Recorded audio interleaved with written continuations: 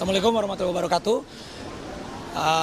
Terima kasih pastinya kepada Allah Subhanahu Wa Taala, kepada keluarga, dan juga saya mengucapkan di sini sekali lagi selamat kepada Presiden Republik Indonesia yang sudah dilantik kemarin tanggal 20 Oktober, Bapak Prabowo Subianto, dan juga Mas Gibran, Bapak Gibran Rakabuming Raka sebagai Wakil Presiden Republik Indonesia.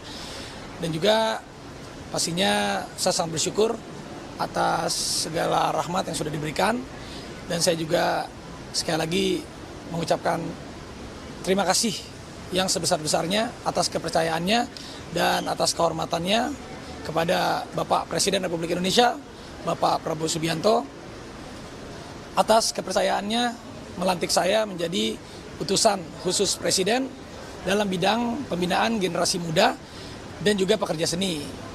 Alhamdulillah ini menjadi di mana saya bisa memiliki kesempatan untuk mengabdikan diri saya kepada tanah air tercinta.